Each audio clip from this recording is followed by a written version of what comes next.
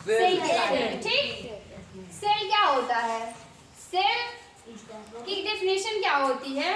Cell हमारे जीवन की संरचनात्मक एवं क्रियात्मक इकाई होती है, जिसको कहते हैं cell is the structural and functional unit of life. इस डेफिनेशन का मतलब क्या है, पहले इसको समझिए। ठीक, स्ट्रक्चरल का मतलब होता है क्रिया संरचनात्मक, मतलब कि ये एक यूनिट है, इकाई है। इससे क्या होगा, सेल से कई सारी सेल्स मिलकर के टिश्यू बनाती हैं, और टिश्यू क्या होते हैं मिलकर के ऑर्गन बनाते हैं, और ऑर्गन मिलकर के ऑर्गन सिस्टम बनता है। उस ऑर्गन सिस्टम से हमारा बॉडी बना है। हमारे बॉडी में कई तरह के सिस्टम हैं, जैसे डाइजेस्टिव सिस्टम, रेस्पिरेटरी सिस्टम, और कौन सा system, reproductive system, nervous system, तंत्रिका तंत्र।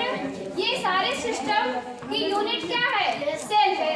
जैसे अगर हम कहें कि नर्वस सिस्टम, तंत्रिका तंत्र की इकाई कोशिका क्या है, न्यूरॉन। क्या है, न्यूरॉन, न्यूरॉन है। और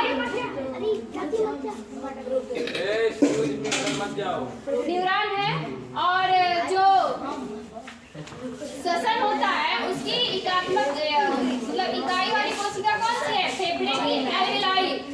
और जो किडनी होता है, जो उत्सर्जन तंत्र होता है, उसका भाग है, उसका अंग है, उसकी इकाई कोशिका क्या होती है, उन कोशिकाओं से मिलके उसके टिश्यू बने हैं, और उस टिश्यू से वो ऑर्गन बना है। तो ये उसकी संरचनात्मक इकाई हो गई। और उस कोशिका, जैसे वो कोशिका काम करेगी, उसका फंक्शन जो होगा वो हम उसके फंक्शनल के रूप में देखते हैं। जैसे कि रेस्पिरेशन वाला अगर काम हो रहा है, तो वो फेफड़े की जो कोशिका होगी, कोशिका में रेस्पिरेशन होता है, और वो कोशिका के माइटोकॉन्ड्रिया में होता है। तो इस तरह से रेस्पिरेशन का जो फंक्शन, जो कार्य हुआ, वो भी कोशिका में हुआ। जो संदेश भेजने का काम हुआ, वो किसमें हुआ, न्यूरॉन में हुआ। तो कोशिकाएं जो होती है, और जो किडनी की नेफ्रॉन है, वो ब्लड को छानने का काम करती है।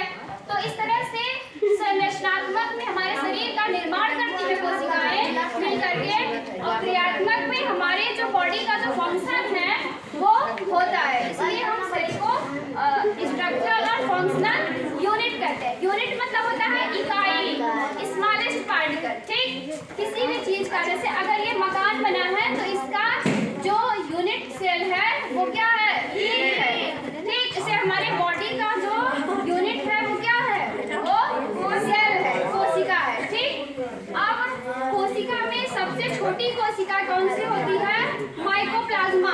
माइकोप्लाज्मा एक बैक्टीरिया है, वो सबसे छोटा बैक्टीरिया। उस बैक्टीरिया में केवल सेल मेम्ब्रेन पाई जाती है, डीएनए पाया जाता है, राइबोसोम पाया जाता है, और सॉल्युबल आरएनए पाया जाता है, और इसमें साइटोप्लाज्म होते हैं। बस इतना ही इसका स्ट्रक्चर होता है।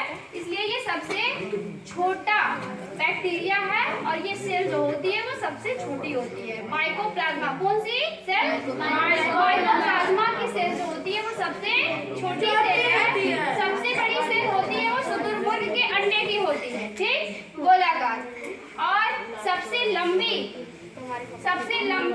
बड़ी नहीं, लंबी, सबसे लंबी होती है हमारे नर्वस सिस्टम की सेल, न्यूरॉन।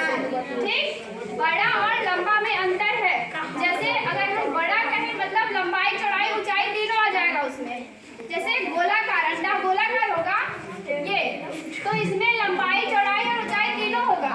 लेकिन अगर लंबे से कह रहे हैं, मतलब उसकी लंबाई, लेंथ से ले रहे हैं ना, तो सबसे लंबी सेल न्यूरॉन। बोलिए, सबसे लंबी सेल कौन सी है, न्यूरॉन सेल। और सबसे छोटी माइकोप्लाज्मा, और सबसे बड़ी शुतुरमुर्गी।